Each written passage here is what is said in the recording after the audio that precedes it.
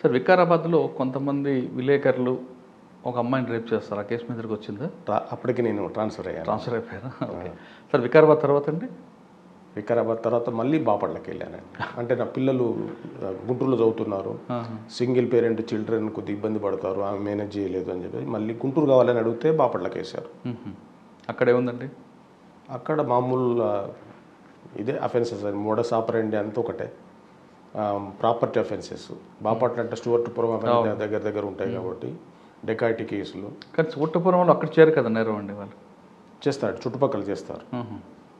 అక్కడ బాపట్ల అంటే property offences ఎక్కువనండి, Bapatla town వరకు చుట్టుపక్కల. బాపట్ల నుంచి తర్వాత 2015 మన కమల్నాథన్ కమిటీ దాని తర్వాత ఇక్కడికి వచ్చేసారు. ఇక్కడికి వచ్చినప్పుడు అడిషనల్ పీపీ గ్రేడ్ 2కి వచ్చానండి. ఇది నాకు భారమే అనిపించిన అడిషనల్ పీపీ గ్రేడ్ 2గా వచ్చినప్పుడు అడిషనల్ పీపీ గ్రేడ్ 1 రిటైర్ అయ్యారు. అప్పుడు నన్ను ఇన్ఛార్జ్ పెట్టారు. నేను రెగ్యులర్ గ్రేడ్ 1 కాదు.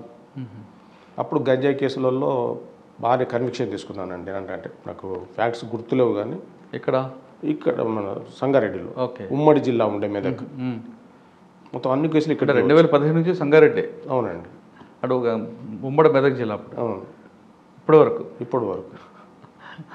ఎన్నిసార్లు అప్లికేషన్ పెట్టుకున్నా కానీ ఎవరు అక్కడికి రావడానికి ఇష్టపడరు. దాదాపు అంటే 12, 15, 23, 8 సంవత్సరాలు మీకు సంగారెడ్డితో అనుబంధం. అక్కడ రెండు ప్రమోషన్లు అండి, ఒకటి గ్రేడ్ 1, ఇంకోటి జిల్లా కోర్టు. సరే, 8 సంవత్సరాల్లో చాలా కేసు అన్వేషణ ఉన్నాయి, కానీ మీ ఆర్గ్యుమెంట్ అయిన తర్వాత అక్విట్ వెళ్ళిపోయిన కేసు అని గుర్తుందా? అంటే మీరు ఒక లైన్ తీసుకున్నారు, అవతల డిఫెన్స్ తీసుకున్న లైన్కి అక్విట్ అయిన కేసు ఒకటి ఉందండి రీసెంట్ది. నేను ఓన్లీ ఫ్యాక్ట్ చెప్తాను, డేట్లు అవి చెప్పలేను. అందరూ ఎందుకు అక్విట్ అయ్యేది కూడా చెప్పాలి, రీజన్. ఒక గ్రామంలో కొద్దిమంది కలిసి బ్యాండ్ మేళం అది పెట్టుకుంటారు. ఈ దసరా పండుగ రోజు బ్యాండ్ అయితే ఒకరింట్లో సేఫ్ కస్టడీకి ఒకరింట్లో ఉంటుంది. దాన్ని లీడ్ చేసేవాడు వేరేవాడు ఉంటాడు. సర్పంచ్ కాల్ చేస్తాడు, ఇతన్ని బ్యాండ్ ఒకరు తిప్పారు రమ్మని చెప్పేసి. అయితే వీడికి తెలియకుండా తీసుకుపోయారనే దాంతో అక్కడ చిన్న ప్రొవొకేషన్ తోటి వచ్చి బంజారాస్ అండి, అది ఒక తండ వాళ్ళు వచ్చేసి దేవునికి నమస్కారం పెట్టి వాళ్ళ సేవాలాల్ నమస్కారం పెట్టేసి గొంతును కత్తి తీసుకొని గొంతు కోసేస్తాడు. ఇక్కడ దాంట్లో కొన్ని పొరపాట్లు జరిగాయి ఇన్వెస్టిగేషన్. అందువల్ల ఎవిడెన్స్ కోర్టు వారు ఎవిడెన్స్ బిలీవ్ చేయలేదు. అంటే వాడిన కత్తి విషయంలో కానీ కత్తిని అక్కడే పడేశాడు అన్నారు, కత్తిని సంగారెడ్డి హాస్పిటల్ దాకా తీసుకొచ్చామన్నారు. ఇట్లాంటి ఇన్కన్సిస్టెన్సీస్ ఉన్నాయి కొన్ని, అందువల్ల పోయింది. దాని మీద కూడా అప్పీల్ రాశాను. ఓకే, కానీ ఆ టాపిక్లో ఐఓకి మీరు ముందు గైడ్ చేయలేదా? ఇక్కడ మిస్టేక్స్ లింక్ కరెక్ట్ కుదరట్లేదు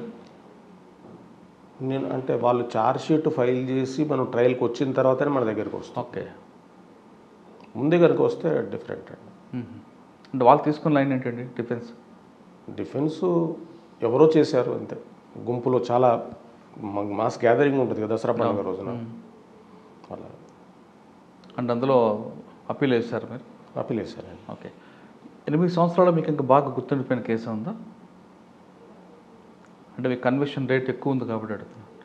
ఇప్పుడు మీరు ముందు రెఫర్ చేశారు చూడండి, Muthoot case. Okay, Muthoot case చెప్పండి. అసలు చోటా రాజన్ గారి గ్యాంగ్ ఉంటుంది. ముత్తూట్ కేసులో సగంలో నుంచి నేను వచ్చాను. సగంలో నుంచి నేను అంటే నా ముందు వేరే పబ్లిక్ ప్రాసిక్యూటర్ ఉండే, సగంలో నేను వచ్చాను. వచ్చిన అతను అక్కడి నుంచి అడ్వకేట్ వచ్చేవాడు, బాంబే నుంచి వచ్చేవాడు, ఫ్లైట్లో వచ్చేవాడు, ఫ్లైట్లో వెళ్ళేవాడు. ఇక్కడ 5 స్టార్లు ఉండేవాడు. తర్వాత మంచి రేంజ్ రోవర్ అలా కార్లు ఉంటాయి కదా, పెద్ద పెద్ద కార్లు, ఖరీదైన కార్లు వచ్చేవాడు. అంటే we have to observe as a prosecutor మనం ఏం చేయాలంటే, వాడే ఇంతమందిని అడ్వకేట్లని ఇంత ఖర్చును వాళ్ళు భరిస్తున్నారు అంటే వీళ్ళ వెనక ఏదో వేరే గ్యాంగ్ ఏదో ఉంది, స్పాన్సర్ చేసే గ్యాంగ్ ఏదో ఉంది. అనే దాంతో చూడాల్సిన అది ఉన్న పరిస్థితి ఉంది. అతను చాలా తెలివి కలవాడండి అడ్వకేట్. అతను నాకంటే ముందున్న పబ్లిక్ ప్రాసిక్యూటర్ మీద కంప్లైంట్ పెట్టాడు. ఏతో దేశభక్తో ఇంకో లడాయి హై క్యా అని చెప్పేసి it is also exactly whatever you said. It's amounts to దేశభక్తికి లడాయి అని చెప్పేసి అతను అన్నాడు. అతని మీద కంప్లైంట్ పెట్టాడు, జడ్జి గారి మీద కంప్లైంట్ పెట్టారు. ఈ as a premeditated to give conviction అని చెప్పేసి నా దగ్గరికి వచ్చాడు. నేను వచ్చిన తర్వాత నన్ను కూడా అలాగా ఆయన లాంగ్వేజ్ తోటి అంటే నాకంటే తెలియకున్నాడు అసలు చెప్పాలండి. ఆయన ఏం చేస్తున్నాడు, ఒక ఐఓ దగ్గరికి వచ్చినప్పుడు ఐఓ రవికుమార్ అండి, ఏసీపీ రవికుమార్ గారు, సంక్రాంతి రవికుమార్ ఆయన ఎవడే చెప్తున్నప్పుడు ఆయన చాలా చక్కగా చెప్తాడు ఎవిడెన్స్. మామూలుగా మంచి సీజన్డ్ ఇన్వెస్టిగేటింగ్ ఆఫీసర్. అయితే హిందీలో ఆ ప్రశ్నలు అడగాల, మిమ్మల్ని ఇంగ్లీష్లో అడగాల అని చెప్పేసి అంటే ఐ నో బోత్ లాంగ్వేజెస్ అన్నాడు. ఎవరు? మన రవికుమార్ గారు. చాలా దాంట్లో లాంగ్వేజ్ను లిప్ మ్యాజిక్ చేసేది అడిగితే అగర్ మై బోల్తా हूं आप वो सीन ऑफ ऑफेंस को नहीं गए, अगर ये सच होता, अगर आप पूछे तो आप वहाँ सीन ऑफ ऑफेंस को नहीं गए, कोई मुलजिम को अरेस्ट नहीं करे, कुछ भी नहीं सीज करे అని చెప్పేసి దీంట్లో టిపికల్ లాంగ్వేజ్ ఉపయోగించేసరికి నేను కన్ఫ్యూజ్గా ఉన్నాడు. అంటే ఏం చేశారంటే టిపికల్ లాంగ్వేజ్ అంటే ఇప్పుడు ఇంగ్లీష్లో అడిగినప్పుడు ఏమంటాము, you did not visit scene of offense, you did not arrest any accused, you did not get any confession, you have not recorded anything.